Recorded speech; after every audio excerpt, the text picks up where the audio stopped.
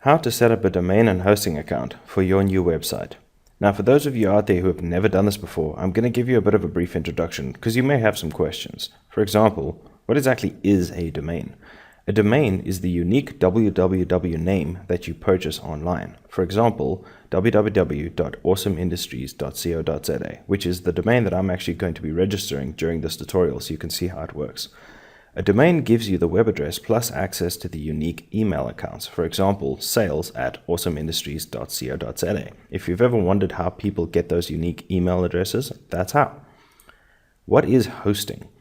A hosting server is an online physical storage facility where you store your website, files, and emails. Imagine it like a hard drive that's connected to your domain. And for all intents and purposes, that's actually exactly what it is. Getting a hosting account will give you access to the server where you can build your website. You cannot build a website online without a hosting server. Your website needs to be somewhere out there and it needs to be on a server. A server literally serves your files to the internet in the form of the websites that you see every day. Now, where do I get a domain and hosting account? Now, the easy answer to that is an internet service provider, commonly known as an ISP. And quite a lot of these provide actual internet like ADSL and fiber and that sort of thing. You will be able to register your domain name for yourself or for your clients, register hosting accounts upon which you can build your websites. Most hosting options come with domain registration included in the package, because they know that so many people who are registering a domain name probably are developing a website in the process too. Now, very important, when building a WordPress website like we're going to be doing, you need to make sure that the hosting option you select has at least one database. Now, don't worry about how you're going to figure that out. In the details of the options that you look at, it will very clearly state whether it has a database or not. Here are some great South African ISPs. Now, for those of you who are outside of South Africa watching these videos, what I recommend you do if you don't know where to go is just simply pop on Google and search for the best internet service providers in your country. And you will get lots of options popping up so you can make an informed decision. Now, there are some nice ones here in South Africa like Hetzner, MWeb, and Access. The one that I'm going to be using for this tutorial, and my favorite one by far, is Hetzner. They're very much a trusted user in my point of view. I've been using them for years. They've had the best support, the best uptime, the servers are nice and smooth, and everything's been cool. So I'm going to show you how to work with them soon. In summary, in order to build a website online, you will need to firstly register a domain name and get a hosting package. And importantly, once again, make sure that the hosting package at least includes one database. Now to show you how it's done. This is the hetzner.co.za website, and I'm going to show you the process that you're going to go through. What you're going to be looking for is an option just like this that says web hosting. Once you click on that, no matter whose site you're on, it's going to start bringing up some options for you. Now here, you'll see the shared hosting options, and that's what we're looking for. There's these options from 99 Rand to 439 Rand per month.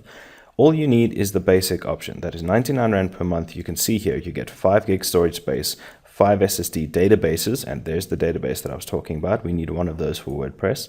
100 mailboxes, 100 email aliases, 1 FTP account, and 10 multiple domains. Now, you can go into details about these yourself, but all you'll basically do is you'll click the Sign Up Now button, and it's going to take you through the process where you're going to create an account. You're going to check to see if the domain you're trying to register is available. You'll go through the process of registering it, and then it'll be yours. And they will actually help you through the process. And if you struggle with anything, you can simply call their help center or their support number. And those guys over there are awesome, they're friendly, and they'll help you through every single step of the way.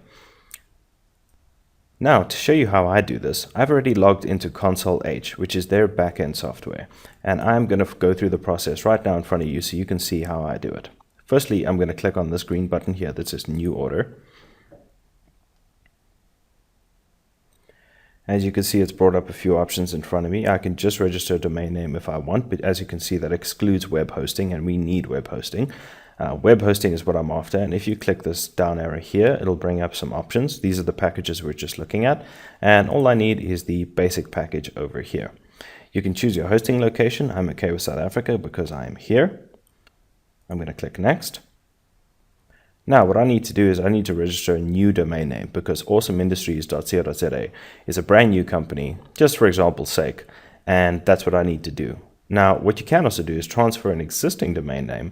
Now, an example of this happening is when your client has already registered a domain name for themselves, but they want to transfer that domain to you so that you've got control over everything.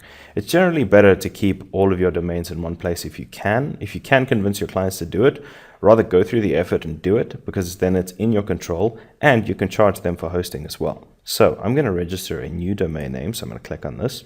It's going to bring up this box where I can actually do a search to see if it's available. So I'm going to search for awesomeindustries.co.za. Now I'm going to click this button, and this is usually where you hold thumbs because you hope for the best. And yes, congratulations, the domain name awesomeindustries.co.za is available. That's cool. Now you can see that I can actually register the other versions of this if I want as well. It's showing me some options. So awesomeindustries.info.biz.co.tv. Now I'm guessing by the fact that I don't see .com means that the .com is probably registered to some company overseas. Yeah, not surprised. It's a cool name. So that's all I need. I'm going to click next. Now I'm going to fill in my contact information. This is part of the law about registering a domain, is that each domain has to have an actual owner, and it has to have details that anyone can find if they need to. So I'm not going to fill this out. I'm just going to use my default information here. I'm going to select these two boxes, which makes me the administrative contact for the domain. So if I phone in and I tell them that I am Chris, they will know that I have the power or the rights to ask for them to make changes on my behalf and to give me access if I need to. I confirm that I'm within my rights to register, etc., etc. All is good. I'm going to hit next. The next thing I will do is confirm the amount that I'm going to be paying for. Now there's sometimes also a setup fee involved, and then you pay a monthly fee of 99 Rand, which is what I've agreed to. It should be asking you for your banking details if you haven't sorted it out yet. I'm just going to keep going and next. Here I'm just going to review all my personal information, make sure that everything looks cool. I am going to accept the final terms and conditions, and I am going to place the order.